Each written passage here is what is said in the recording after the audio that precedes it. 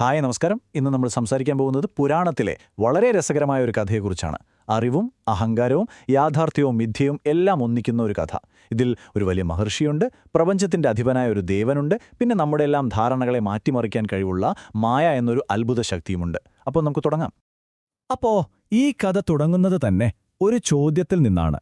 താൻ മായയെ പൂർണ്ണമായി കീഴടക്കിയെന്ന ഉറച്ച വിശ്വാസം വലിയ ജ്ഞാനിയായ നാരദ മഹർഷിയെ അവസാനം എവിടെയാണ് കൊണ്ടെത്തിച്ചത്? ആ ഒരു അഹങ്കാരത്തിന് അദ്ദേഹം കൊടുക്കേണ്ടി വന്ന വിലയെന്തായിരുന്നു? നമുക്ക് നോക്കാം. ഈ കഥയുടെ ഒരു ബാക്ക്ഗ്രൗണ്ട് ശരിക്കും മനസ്സിലാക്കാൻ ഇതിലെ പ്രധാനികളെ നമുക്കൊന്ന് പരിചയപ്പെടാം. പ്രധാനമായും രണ്ടുപേരാണിതിലുള്ളത്.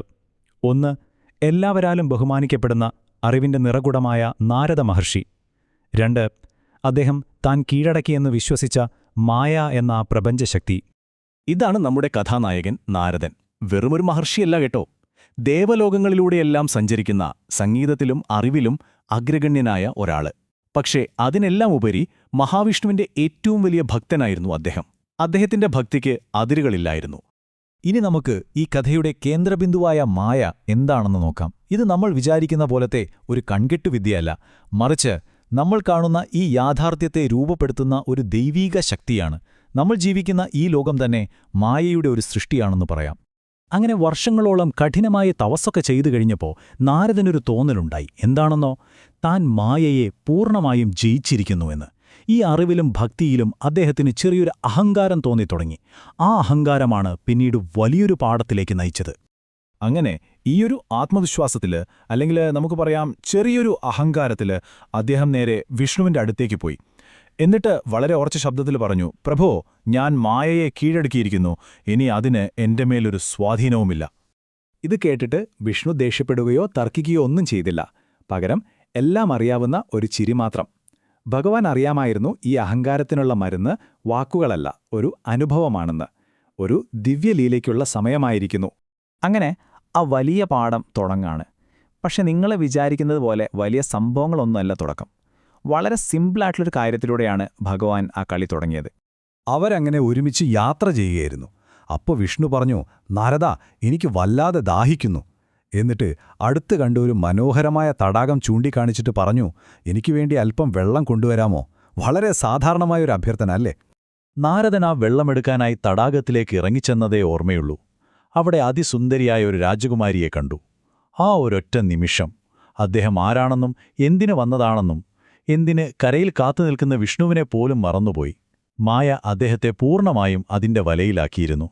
വെള്ളമെടുക്കാൻ പോയ ആ ഒരു ചെറിയ നിമിഷം അതൊരു പുതിയ ജീവിതത്തിലേക്കുള്ള വാതിലായി മാറുകയായിരുന്നു. സ്നേഹം, സന്തോഷം, ദുഃഖം, യുദ്ധം, നഷ്ടം, ഒരു മനുഷ്യായുസ്സിലെ എല്ലാ വികാരങ്ങളിലൂടെയും അദ്ദേഹം കടന്നുപോയി, അതും ഏതാനും നിമിഷങ്ങൾക്കുള്ളിൽ. അപ്പോ ആ മായാലോകത്ത് എന്തൊക്കെയാണ് സംഭവിച്ചത്? അദ്ദേഹം ആ രാജകുമാരിയെ കല്യാണം കഴിച്ചു. അവർക്ക് കുട്ടികളുണ്ടായി. പിന്നെ ആ രാജ്യത്തിന്റെ രാജാവായി. പതിറ്റാണ്ടുകളോളം രാജ്യം ഭരിച്ചു. അതിനെ സംരക്ഷിക്കാൻ വേണ്ടി യുദ്ധങ്ങൾ വരെ ചെയ്തു. അവസാനം ഒരു വലിയ പ്രളയത്തിൽ തന്റെ കൺമുന്നിൽ വെച്ച് ആ കുടുംബവും രാജ്യവും എല്ലാം ഒലിച്ചുപോയി. ഒന്ന് ആലോചിച്ചു നോക്കൂ ആ അവസ്ഥ. തന്റെ ജീവിതത്തിലെ എല്ലാം നഷ്ടപ്പെട്ടിരിക്കുന്നു. ആ ഒരു ദുഃഖം സഹിക്കാനാവാതെ അദ്ദേഹം അലറിക്കരഞ്ഞു. ആ കരച്ചിലിന്, ആ വേദനയ്ക്ക് മായയുടെ ആ കെട്ടുപാടുകളെ പൊട്ടിച്ചെറിയാനുള്ള ശക്തിയുണ്ടായിരുന്നു. അങ്ങനെ കരഞ്ഞു തളർന്ന് കണ്ണു തുറന്നപ്പോൾ നാരദൻ ഞെട്ടിപ്പോയി. എവിടെ പ്രളയം, എവിടെ രാജ്യം? താൻ നിൽക്കുന്നത് അതേ തടാകത്തിലാണ്, അരയറ്റം വെള്ളത്തിൽ. എല്ലാം ഒരു സ്വപ്നം കണ്ട പോലെ. അപ്പോഴാണ് അദ്ദേഹം വിഷ്ണുവിന്റെ ശബ്ദം കേൾക്കുന്നത്. കരയിൽ നിന്നുകൊണ്ട് ഭഗവാൻ ചിരിച്ചുകൊണ്ട് ചോദിക്കുകയാണ്, നാരദ, വെള്ളം എവിടെ പോയി? നീ പോയിട്ട് ഒരു നിമിഷമല്ലേ ആയുള്ളൂ, എന്താ ഇത്ര താമസിച്ചത്? അപ്പോഴാണ് നാരദന് ആ സത്യം മനസ്സിലാവുന്നത്. താൻ വർഷങ്ങളായി ജീവിച്ചു തീർത്ത ആ സമ്പൂർണ്ണ ജീവിതം, ആ ബന്ധങ്ങൾ, ആ വേദനകൾ, അതെല്ലാം വെറും കുറച്ചു നിമിഷങ്ങൾ മാത്രമായിരുന്നു. വിഷ്ണുവിന്റെ മായ തീർത്ത ഒരു വലിയ നാടകം.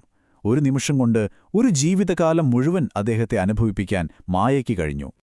ആ നിമിഷം അദ്ദേഹത്തിന് എല്ലാം മനസ്സിലായി. തന്റെ അറിവിലുള്ള അഹങ്കാരമായിരുന്നു ഏറ്റവും വലിയ മായ. മായയെ ജയിക്കുക എന്നതല്ല, അതിനെ മനസ്സിലാക്കി വിനയത്തോടെ ജീവിക്കുക എന്നതാണ് പ്രധാനമെന്ന് അദ്ദേഹം തിരിച്ചറിഞ്ഞു. യഥാർത്ഥ ഭക്തി വിനയത്തിൽ നിന്നാണ് ഉണ്ടാകുന്നത് എന്ന വലിയ പാഠം അദ്ദേഹം പഠിച്ചു. അങ്ങനെ ആ തടാകത്തിലെ വെള്ളത്തിൽ അഹങ്കാരം മുഴുവൻ ഒഴുക്കിക്കളഞ്ഞ് നാരദൻ വിഷ്ണുവിന്റെ കാൽക്കൽ വീണു. മായയെ ജയിച്ച് ജ്ഞാനിയായിട്ടല്ല, മറിച്ച് അതിന്റെ ശക്തിക്ക് മുന്നിൽ തലകുനിക്കുന്ന ഒരു യഥാർത്ഥ ഭക്തനായി അദ്ദേഹം മാറി. അപ്പോൾ ഈ കഥ നമ്മളോടും ഒരു ചോദ്യം ചോദിക്കുന്നുണ്ട്, അല്ലേ? ഇത്രയും വലിയൊരു മഹർഷിയെപ്പോലും ഒരു നിമിഷം കൊണ്ട് ഒരു ജീവിതകാലം മുഴുവൻ അനുഭവിപ്പിക്കാൻ മായക്ക് പറ്റുമെങ്കിൽ നമ്മുടെയൊക്കെ ജീവിതത്തിൽ എന്തൊക്കെയാവാം ഇങ്ങനെയുള്ള മായക്കാഴ്ചകൾ? നമ്മൾ സത്യമെന്ന് വിശ്വസിക്കുന്ന പലതും ചിലപ്പോൾ അങ്ങനെയല്ലെങ്കിലോ?